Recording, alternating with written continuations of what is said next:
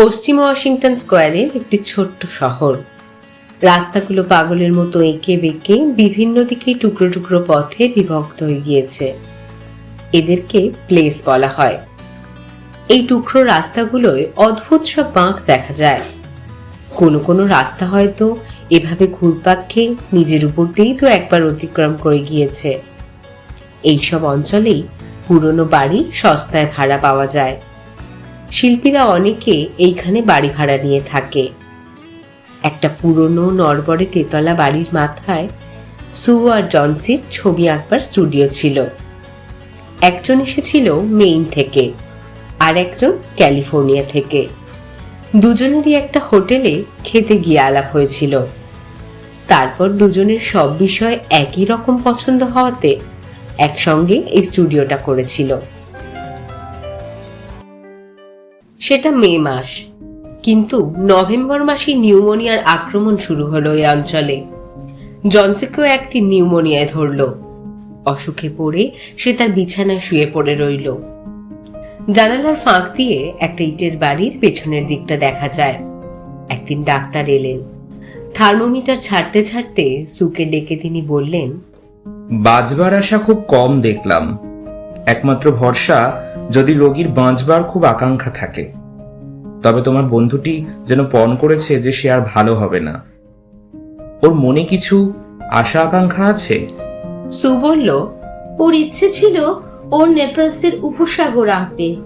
আঁকার কথা থাক, কোনো ছেলের কথা কি কখনো ভেবেছে? মানে কোনো ছেলেকে কি ও ভালোবেসেছিল? ছেলে? না ডাক্তারবাবু, সেরকম কোনো ঘটনার কথা আমি শুনিনি। তাহলে আশা বড়ই কম। ওষুধের যা কিছু ক্ষমতা আছে তা আমি করব। একটা কথা শুধু ওকে জিজ্ঞেস করো, যদি কখনো নতুন জামা কাপড় পরতে ইচ্ছে হয় তাহলে বুঝবে ওর কিছু আশা আছে। ডাক্তার চলে যাবার পর সু তার ছবি আঁকবার বোর্ডটা নিয়ে শীষ দিতে দিতে জনসির ঘরে ঢুকল। জনসি চুপ করে জানলার দিকে মুখ করে শুয়েছিল। সুর মনে হলো জনসি বোধহয় ঘুমাচ্ছে, তাই শীষ দেয়া বন্ধ করলো। সু আপন মনে বোর্ডটা সাজিয়ে একটা সাময়িক পত্রিকার গল্পের জন্য ছবি আঁকতে লাগলো।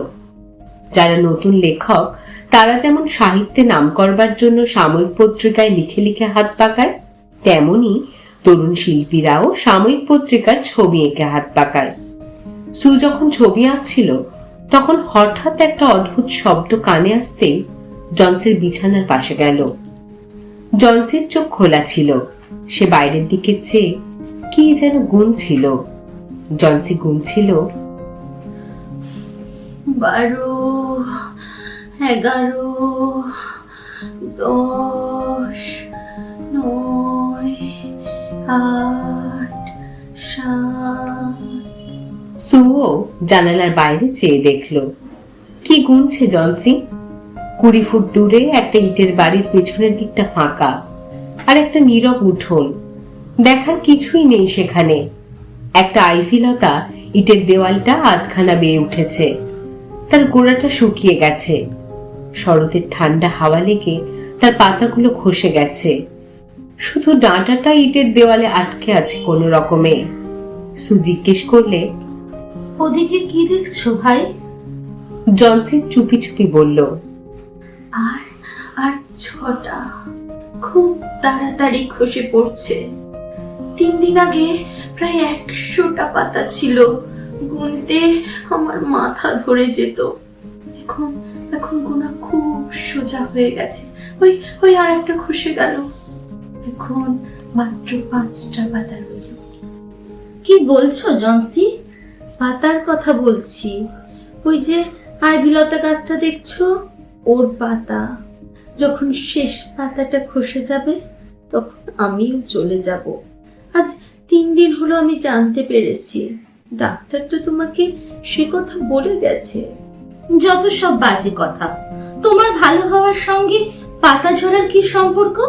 ও গাছটাকে তোমার তো খুব ভালো লাগতো, তাই এসব কথা ভেবো না তুমি। ডাক্তার বলেছিল তুমি শিগগির সেরে উঠবে। এখনই স্যুপটুকু একটু খেয়ে নাও।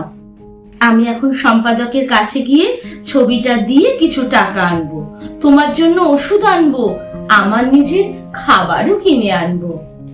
আমার জন্য আর ওষুধ আনতে হবে না। ওই ওই আর একটা পাতা খসলো। আমি আমি আর স্যুপও খাবো না। আর 4টে পাতা রইল। সন্ধে হবার আগে বাকি কটাও খসে যাবে। তখন আমারও যাবার পালা আসবে। জন্সি, ওদিকে আর চেয়ে দেখো না ভাই, চোখ বুঝে থাকো। আমি আঁকাটা শেষ করে কালকেই দিয়ে আসতে চাই। আমি জানলাটা বন্ধ করে দিতাম, কিন্তু আমার একটু আলো দরকার হবে। কেন? ও ঘরে গিয়ে তুমি আঁকতে পারো না? না, আমি এ ঘরে তোমার পাশে বসে থাকতে চাই। তাছাড়া আমি চাই না তুমি ওই আইভি পাতার দিকে চেয়ে দেখো। জনসি চোখ বুজে চুপ করে থেকে বলল, তোমার আঁকা শেষ হলেই আমাকে বলবে। আমি শেষ পাতাটার খসে যাওয়া দেখতে চাই। অনেকক্ষণ ধরে অপেক্ষা করছি, আর আর ভাবতে পারি না। আমি আস্তে আস্তে সবকিছুর মায়া কাটাতে চাই। তারপর এই পাতাগুলোর মতন হাওয়ায় ভেসে যেতে চাই। তুমি একটু ঘুমোবার চেষ্টা করো। আমি বুড়ো বেরম্যানকে ডেকে এনে তাকে মডেল করব। আমি যাব আর আসব, তুমি যেন নড়বার চেষ্টা করো না। বুড়ো বেরম্যান একজন শিল্পী। সে তাদের বাড়ির একতলায় থাকতো।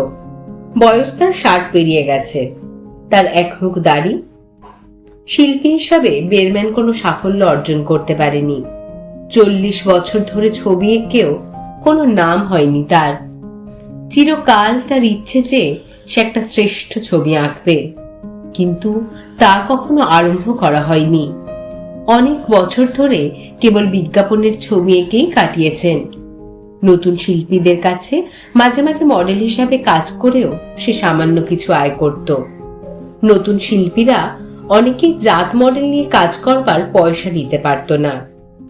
আর সে যে একদিন শ্রেষ্ঠ একটা ছবি আঁকবে সে কথাও বলতো। এছাড়া সে একজন ভয়ানক প্রকৃতির লোক ছিল। তার কাছে হৃদয়বৃত্তির কোনো মূল্য ছিল না। কিন্তু এই দুজন মেয়ে শিল্পীকে সে একটু নেক নজরে দেখত। তাদের ভালো মন্দ সম্বন্ধে সে একটু ভাবত। বেরম্যানের ঘরে গিয়ে সু দেখলো তার ঘরে ছবি আঁকবার সেই বোর্ডটা তখনও তেমনি ফাঁকা। গত 25 বছর ধরে একটা আঁচড়ও কাটেনি সেটাতে। বেরম্যানকে সমস্ত খুলে বলল সে। বলল কেমন করে জনসি শুকনো পাতার মতো খসে পড়ে যাওয়ার ভয় করছে। বেরম্যান বলল, দূর দূর, আইভি গাছ থেকে পাতা খসে যাবার সঙ্গে মরে যাবার কথা কেউ কল্পনা করতে পারে? যত সব উদ্ভট কল্পনা। আমি তো বাপু এরকম কথা কখনো শুনিনি। না, আমি তোমার মডেল হব না। তোমারই তো দোষ। তুমি জনসির মাথা থেকে এই সব উদ্ভট কল্পনা দূর করতে পারো না। সু বলল, কি করব, অসুখে ভুগে ভুগে জনসি খুব রোগা আর দুর্বল হয়ে গেছে। তাই যত অদ্ভুত কল্পনা ওর মাথায় ভর করে। তা যাকে, তুমি যদি আমার মডেল না হও আর কি করব? বেরম্যান বলল, আসলে তুমি মেয়ে মানুষ বই তো নও। কে বললো আমি মডেল হব না? তুমি যাও তো। আমি তো আধ ঘন্টা ধরে বলে আসছি আমি মডেল হব, মডেল হব, মডেল হব। মিস জনসির মতো ভালো মেয়ে এখানে অসুখ হয়ে পড়ে থাকবে, এটা তো বাপু ভালো কথা নয়।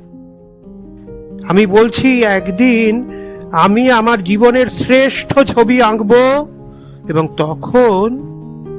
তখন আমরা সবাই এই জায়গা ছেড়ে চলে যাব। তারা দুজনে যখন উপরের তলায় গেল তখন জনসি ঘুমাচ্ছে। সু আস্তে আস্তে জানলাটা বন্ধ করে দিয়ে পাশের ঘরে গেল। সেখান থেকে ভয়ে ভয়ে আইভি লতাটার দিকে চেয়ে দেখল। তারপর দুজনেই দুজনের মুখের দিকে চাইল। বৃষ্টি হচ্ছে, বৃষ্টির সঙ্গে বরফও পড়ছে। বেরম্যান তার নীল শার্টটা পরে মডেল হয়ে বসল। পরের দিন সকালে সু যখন 1 ঘন্টা মাত্র ঘুমিয়ে উঠল তখন দেখল জনসি বন্ধ জানলার দিকে চেয়ে রয়েছে। বলল, জানলাটা খুলে দাও, আমি দেখবো। সু জানলাটা খুলে দিল। কিন্তু এ কি আশ্চর্য, সমস্ত রাত ধরে অত বৃষ্টি আর ঝড়ের পরেও ইটের দেয়ালের গায়ে সেই আইভি লতার কাছে তখনও একটা পাতা লেগে রয়েছে। ওইটাই শেষ পাতা। গোড়াটা এখনো সবুজ রয়েছে, যদিও ধারগুলো হলদে হয়ে গেছে। পাতাটা মাটির উপরে প্রায় 20 ফুট উঁচুতে ডালের গায়ে লেগে রয়েছে শক্ত হয়ে। জলসি বলল, ওইটাই শেষ পাতা। আমি ভেবেছিলাম রাত্রে বৃষ্টিতে ওটা ঝরে পড়ে যাবে। বাতাসের শব্দ আমার কানে এসেছে। আজকে ঠিক পড়বে, আমিও ঠিক সেই সময় চলে যাব। সু নিজের মুখটা বালিশের কাছে নিয়ে এসে বলল, জলসি, তোমার কথা তুমি না ভেবে আমার কথাটা একবার ভাবো। তুমি চলে গেলে আমি কি করে থাকবো? একবার ভাবো। কিন্তু জলসি চুপ করে রইল। যে চলে যাবে তার মতো নিঃসঙ্গ আর কে আছে? যেন তার সঙ্গে পৃথিবীর সমস্ত সম্পর্ক আস্তে আস্তে ছিন্ন হয়ে যাচ্ছে। আস্তে আস্তে দিন গড়িয়ে চলল। সন্ধ্যাবেলার অল্প অন্ধকারে দেখা গেল পাতাটা তখনও দেয়ালের গায়ে আটকে রয়েছে। রাত আসবার সঙ্গে সঙ্গে আবার উত্তুরে বাতাস বইতে শুরু করলো। বৃষ্টির ঝাপটা এসে জানলায় লাগতে লাগলো। সকাল হলে জলসি জেদ ধরলেন জানলাটা খুলে দিতে। আইভি লতার পাতাটা তখনও তেমনি রয়েছে। জলসি সেই দিকে চেয়ে অনেকক্ষণ শুয়ে রইল। তারপর সুকে ডাকলো। সু তখন জলসির জন্য খাবার তৈরি করছে। জলসি বলল, আমি খুব খারাপ মেয়ে সুডে, আমি খারাপ, তাই পাতাটাও পড়ছে না। আমি আর মরতে চাই না সুডে। আমার খাবার যা আছে নিয়ে এসো, আমি খাবো। আর একটা আরশি দাও তো, আমাকে পিঠে বালিশ দিয়ে একটু বসিয়ে দাও না ভাই। 1 ঘন্টা পরে সে বলল, সুডে, একদিন হয়তো আমি নেপালসের উপসাগরটাও আঁকতে পারবো। বিকেল বেলা ডাক্তার এলো। ডাক্তার চলে যাবার পর সুট বাইরে গিয়ে দেখা করলো। ডাক্তার সুকে বললেন, এখন কিন্তু একটু আশা হচ্ছে। আপনার সেবার জন্যই হয়তো আপনার বন্ধুটি এ যাত্রায় বেঁচে গেল। আমাকে আবার একতলায় আরেকটা রোগী দেখতে যেতে হবে। তার নাম নাকি বেরম্যান। শুনেছি লোকটা নাকি ভালো ছবি আঁকে। তারও বোধহয় নিউমোনিয়া হয়েছে। বুড়ো মানুষ, খুব দুর্বল হয়ে পড়েছে। তার অবস্থাও সঙ্গীন। তাকে হাসপাতালে পাঠাতে হবে। পরের দিন সকালবেলা ডাক্তার এসে বলল, আর কোনো বিপদ নেই, এবার শুধু একটু সেবা যত্ন আর পুষ্টিকর খাওয়া দরকার। সেদিন বিকেলবেলা জলসি যেখানে শুয়েছিল সেখানে সু এলো। একটা নীল সস্তা পশমের স্কার্ফ বুনছিল সে। জলসির গলা জড়িয়ে ধরে বলল, আজ তোমাকে একটা কথা বলবো জলসি। মিস্টার বেরম্যান আজকে হাসপাতালে নিউমোনিয়ায় মারা গেছে। 2 দিন শুধু অসুখে ভুগেছে। প্রথম দিন বাড়ির দারোয়ানটাই তাকে দেখতে পায়। ঘরের মধ্যে সে যন্ত্রণায় কষ্ট পাচ্ছে। তার পোশাক ও জুতো সব ভিজে গিয়েছিল। ওই রাত্রে বৃষ্টির মধ্যে মানুষটা যে কোথায় গিয়েছিল তা কেউ জানে না। তারপর একটা লণ্ঠন ও একটা মই দেখতে পেল, কয়েকটা তুলি, কিছু রং। জানলার বাইরে চেয়ে দেখো, দেয়ালের গায়ে শেষ পাতাটা আটকে রয়েছে। তোমার কি কখনো মনে হয়েছে শেষ পাতাটা এখনো নড়ছে না কেন? আসলে ওটা ছিল বেরম্যানের জীবনের সেরা ছবি। শেষ পাতাটা যেদিন ঝরে যায়, বেরম্যান সেদিনই সেরা ছবিটা এঁকেছিল।